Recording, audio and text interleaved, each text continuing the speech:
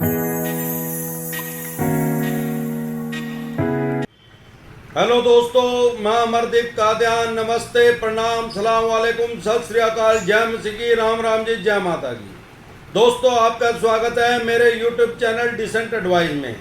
दोस्तों, आज हम बात करेंगे एक्ट ऑफ गॉड के बारे में कि एक्ट ऑफ गॉड क्या है, इसके क्या सिद्धांत हैं, किस तरीके से कार्य करता है और कौन कौन सी कंपनियां ज़्यादातर इस चीज़ का फ़ायदा उठाती हैं। दोस्तों, मेरे देखने में आया है कि इंश्योरेंस कंपनियों में एक्ट ऑफ गॉड का क्लॉज होता है जो कि हम आमतौर पर नहीं पढ़ते, और ये लगभग सभी कंपनियों में होता है act of God. Act of God means जैसे हम कोई इंश्योरेंस करवाते हैं किसी भी कंपनी से, तो हमारा एक एग्रीमेंट होता है कंपनी का और हमारे बीच में, और कंपनी के बीच में एक एग्रीमेंट होता है ये कि भाई मैंने इंश्योरेंस करवाया तो मैं इतना पैसा पर ईयर दूंगा, इतने साल तक दूंगा। मैंने एंडोनमेंट प्लान करवाया है तो मैं इतने साल तक पैसा दूंगा। बीच में कभी मिस हैपनिंग होगी, मेरी मृत्यु होगी, तो मेरे को कंपनी मेरी वाइफ को या मेरा जो भी नॉमिनी होगा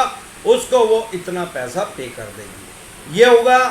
दूसरा, या मैंने कोई टर्म प्लान लिया है, जितने का टर्म प्लान लिया है मेरे ना रहने पे उतना पैसा मेरे नॉमिनी को वो कंपनी दे देगी। ये मेरा और कंपनी के बीच में एग्रीमेंट है। या कोई भी आदमी इंश्योरेंस करवाता है, किसी भी तरह का इंश्योरेंस करवाता है, इंश्योरेंस करवाने वाले के बीच में और इंश्योरेंस कंपनी के बीच में एक एग्रीमेंट होता है जो इसी तरीके से काम करता है कि उस कंपनी को तो पैसा देना पड़ेगा जब क्लेम आएगा, और जो इंश्योरेंस करवा रहा है उसको उतने जितनी टर्म है, जितने साल का उसने इंश्योरेंस लिया उतने सालों तक वो पैसा देना पड़ेगा। ये कानून जो है, ये एग्रीमेंट का, ये अब नहीं आया, ये 1872 में आया था, जब अंग्रेजों के शासनकाल में 1872 में ये कानून बना था जिसको हम एग्रीमेंट की बात कर रहे हैं।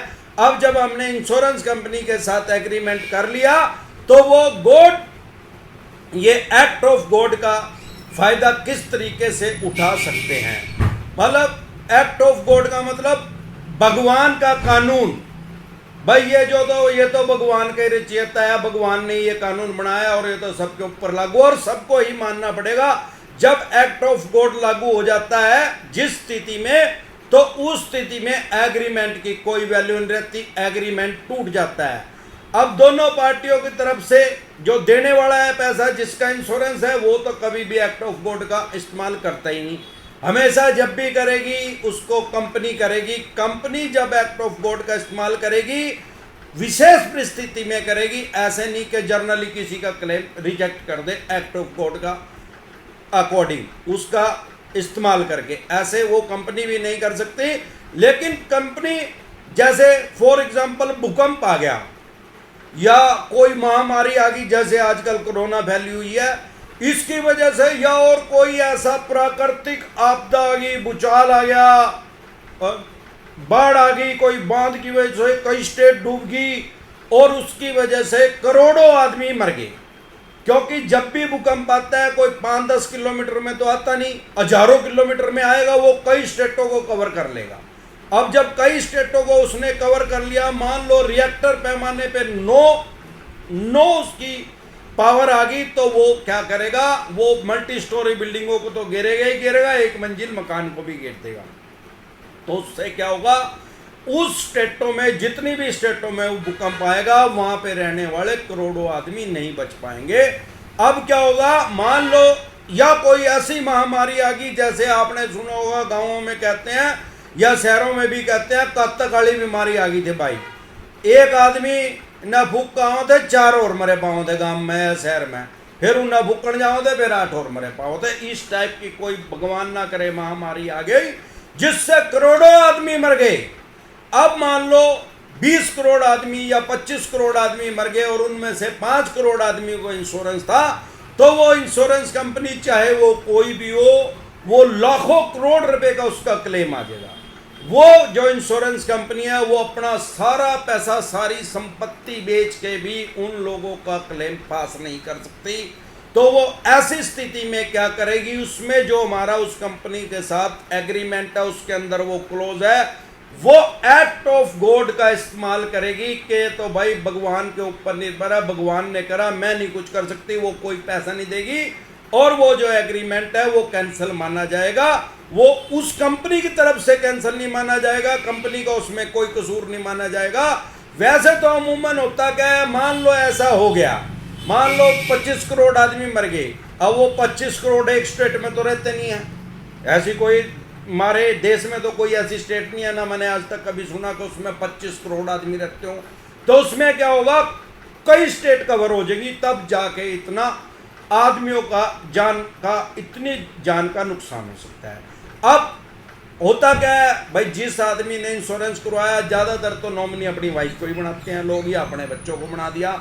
अब जब इतने करोड़ों आदमी मर गए तो उसकी स्वाभाविक बात है उसकी वाइफ भी उसके साथ ही रहती होगी, या गई होगी तो अपनी ससुराल, उसकी ससुराल में गई होगी, या कहीं मोहल्ले पड़ोस में गई जा रही होगी, तो वो करोड़ों आदमी मर ही जाएंगे, तो क्लेम कौन करेगा। लेकिन ऐसी अप्रयास स्थिति में क्या हो सकता है कि भाई किसी ने इंश्योरेंस करवा रखा है और उसका फैमिली मेंबर कोई ऑस्ट्रेलिया गया हुआ है, दूसरे देश में गया हुआ है, जहां पर वो भयानक स्थिति आई नहीं, वहां पे भूकंप आए नहीं या वो महामारी आई नहीं, इतने करोड़ों आदमी नहीं मरे, तो वो आदमी क्लेम कर सकता है जो उसका नॉमिनी है, लेकिन वो इस स्थिति में भी उसको रिजेक्ट कर सकती है।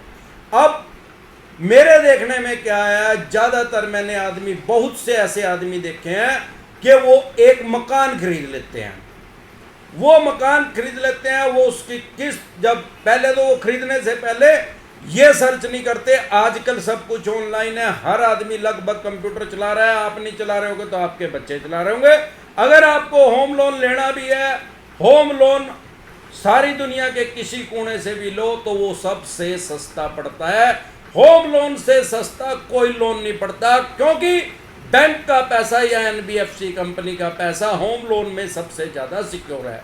कोई भी आदमी सारी दुनिया के अंदर अपने बच्चों से सबसे ज्यादा प्यार करता है और सेकंड नंबर पे वो अपने मकान से सबसे ज्यादा प्यार करता है, जो अगर दूसरा नंबर देखा जाए तो वो अपने मकान से सबसे ज्यादा प्यार करता है। तो वो कोशिश करता है कि उसकी वो किस्त भर दे, किसी भी तरीके से वो कोशिश करके उसकी किस्तों को भरता है। यही कारण है कि बैंकों का इसमें सबसे ज्यादा पैसा सेफ है और सबसे कम ब्याज दर इसी में होती है। पर मेरे देखने में यह है कि कुछ आदमी जो लोन लेना चाहते हैं वो ऑनलाइन सर्च ना करके डीएसए के चक्कर में पड़ जाते हैं, डायरेक्ट सेलिंग एजेंट। आजकल बैंक या एनबीएफसी कंपनियों ने बहुत सालों से डीएसए दी हुई है बहुत से आदमियों को। वो डीएसए वाले ज्यादातर क्या करते हैं, 15 से 20% कमीशन खा जाते हैं। जितने का लोन होगा, मान लो किसी का 20 लाख रुपए का लोन करवाया, अगर उसका 15% भी मैं मानूं, लगभग ज्यादातर यही कंसेप्ट इन्होंने अडॉप्ट किया, भाई तेरा लोन तो वैसे होगा नहीं, मैं करवा दूंगा, मैं तेरी आईटीआर करवा दूंगा, मैं तेरे कागज करवा दूंगा, अपने हिसाब से जुगाड़ बनाकर तेरा मैं लोन करवा दूंगा। वो अगर 15% भी पैसा उसमें से खा गए तो 20 लाख रुपए का लोन होने में उसमें से 3 लाख रुपए तो वो साफ उसने कर ही दिए पहले ही। 15% तो ब्याज आपके ऊपर पहले ही दिन लग गया, जिस दिन आपका लोन हुआ 15% तो आपने पहले दिन, एक दिन का ही ब्याज 15% भर दिया। अब आपको 17 लाख रुपए पे ब्याज नहीं देना, आपको 20 लाख रुपए के ऊपर ब्याज देना पड़ेगा।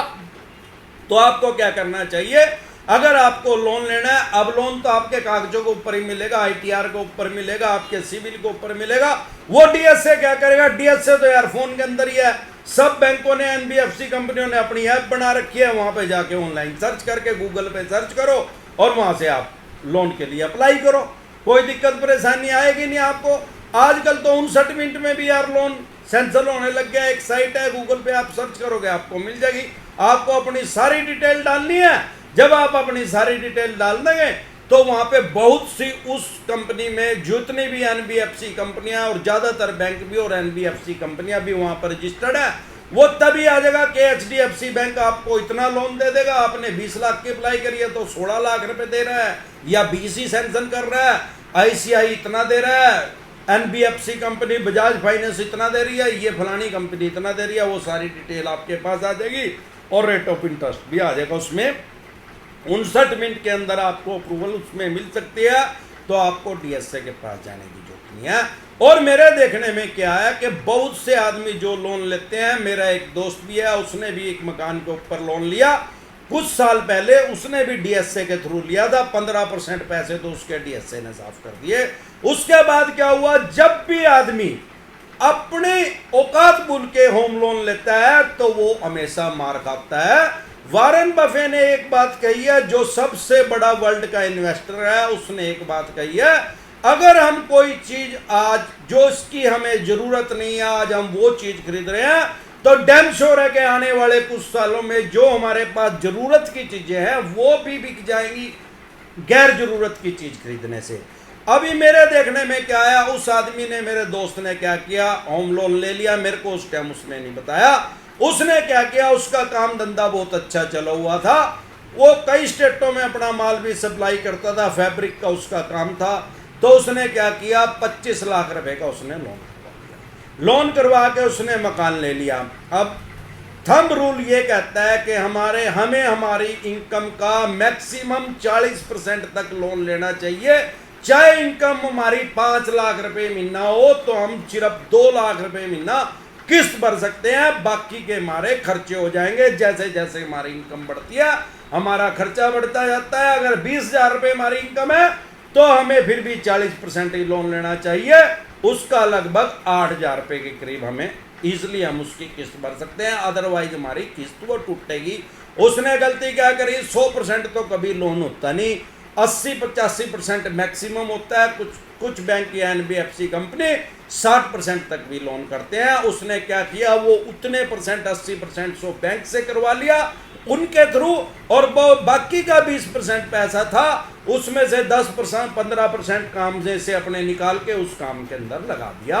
अब दिक्कत परेशानी कहां से आनी शुरू हुई, और कुछ केस मैंने ऐसे भी देखे हैं जो कि काम तो चल रहा है, उस काम में से पैसा निकाल के मकान में लगा दिया और बाकी का लोन करवा लिया। जितना लोन कम हुआ 15-20% जो कम हुआ, क्योंकि 80% हुआ, और जो रजिस्ट्री का खर्चा था अब वो पैसे नहीं थे। तो उसने क्या किया, आपने देखो आजकल जगह जगह मोहल्ले पड़ोस गांव में कस्बों में कमेटी चली हुई है, प्राइवेट कमेटी वाले बैठे हैं। उसने वो कमेटी डाल के, क्योंकि उसकी मार्केट सही थी, वहां से पैसा उठा लिया, और वो जब पैसा फिर उसने वो रजिस्ट्री करवा ली। फिर वो जब आदमी कोई पुराना मकान लेता है कुछ न कुछ उसमें रेनोवेट जरूर करवाता है, जो रह रहा होता है वो तो रह ही रहा होता है। तो उसने फिर रेनोवेट करवाने के लिए फिर प्राइवेट लेंडर से पैसे ले लिए और फिर वो उसने पैसा उसमें लगा दिया। अब क्या हुआ, उसने अपनी इनकम का 40% तक लोन नहीं करवाया, उसने अपनी इनकम का 80% तक लोन करवा लिया। अब 2-4-6 महीने में दिक्कत पड़नी शुरू होगी। इधर से कमेटी के पैसे देने हैं, उधर से प्राइवेट लेंडर के पैसे देने हैं, फिर उससे बचने के लिए एक पर्सनल लोन करवा लिया, फिर एक और पर्सनल लोन करवा लिया। वो लोन इसलिए करवाए, वो पुरानी किस्त भरने के लिए, कि भाई मैं ये लोन करवा के 3-4 महीने। उससे क्या हुआ, जब उसने वो मकान खरीदा वो अपने समाज में यार प्यारे रिश्तेदार में चौधरी बन गया। वो बहुत उसने प्राउड फील किया, लेकिन उसको ये नहीं पता कि भाई अब तो तू चौधरी बन गया, अब तेरी इससे भी ज्यादा बेइज्जती होएगी जब तेरा ये मकान ही बिक जाएगा या ये कुड़क कर लेंगे।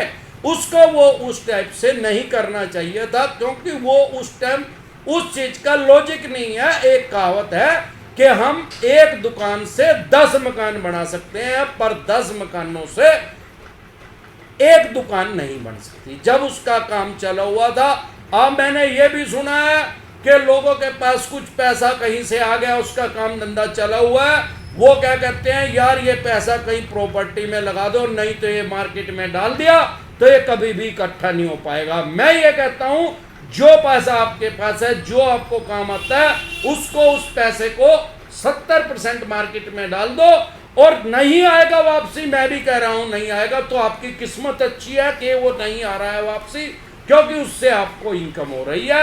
अगर आपका वापसी आ गया तो वो फिर खत्म होना शुरू हो जाएगा।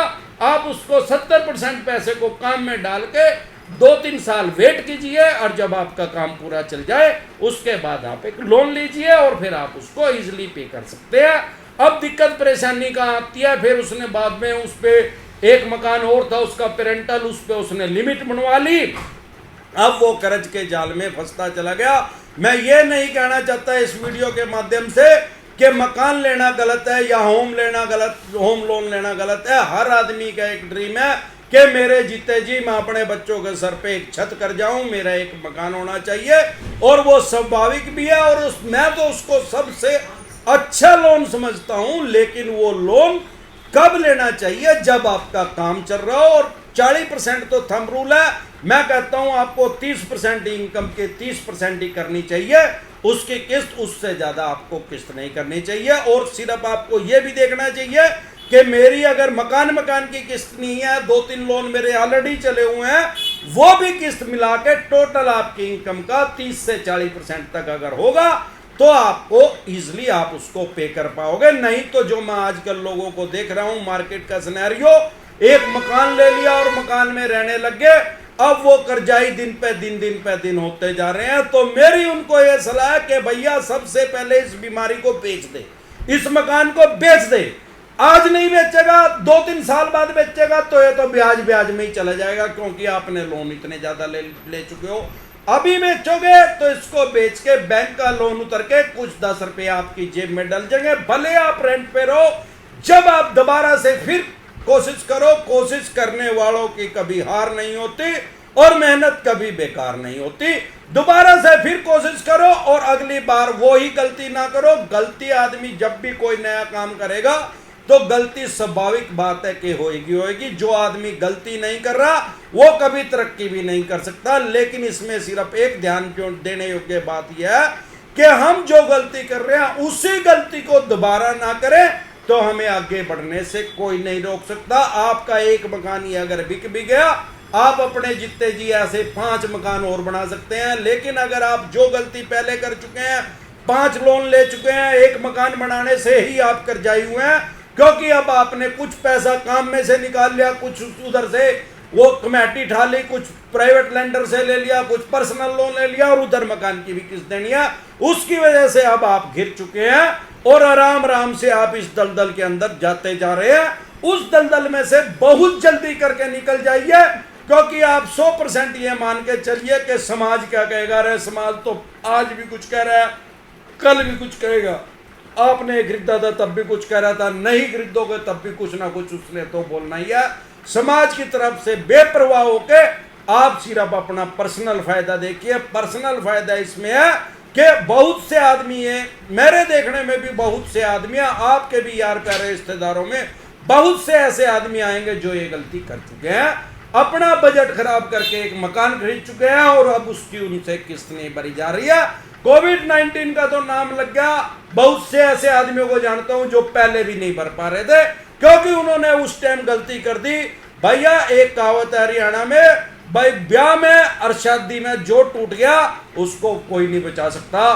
ब्याह मतलब शादी और मकान घर, जो घर बनाने में ब्याह में टूट गया उसका तो फिर रामी रखवाड़ा है, क्योंकि जो हमने बहुत सा पैसा खर्च करके एक मकान ले लिया, मकान हमें कोई कमाई तो दे नहीं रहा, उसमें तो हम सिर्फ रहेंगे। शादी कर ली हमने, बहुत बढ़िया कर ली, 70 लाख लगा दिए, 80 लाख लगा दिए। अब मान के चलो आपने 80 लाख रुपए भी लगा दिए, जो लोग आपने बुला रखे हैं 4 आदमी साइड में प्लेट लेके खाना खा रहे होंगे और ये कह रहे होंगे अरे कुछ नहीं यार, धरती बेच के करे रहे, वो धरती थी फलानी जगह वो बेच दी ना, तो जाते इतना मकान यू बड़ी हो शादी करने लग रहा।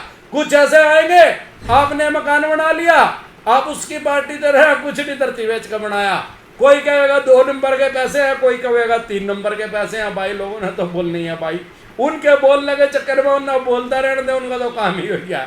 तो उनके चक्कर में ना फंस के आप ऐसा गलती ना करें, दूसरे की गलती से सीखे। अगर आप अपने ऊपर ही सारे एक्सपेरिमेंट करेंगे, अपने आप ही गलती करके सीखेंगे, तो आप समझ लो कि आपकी उम्र सारी कम पड़ जाएगी। तो आज के लिए बस इतना ही, कल फिर मिलते हैं एक नए टॉपिक के साथ। तब तक के लिए आप मेरे चैनल पे अपना प्यार और आशीर्वाद बनाए रखें। वीडियो अच्छी लगी हो तो प्लीज़ लाइक करें, शेयर करें, सब्सक्राइब करें और बेल आइकन का बटन दबाना ना भूलें। नमस्कार।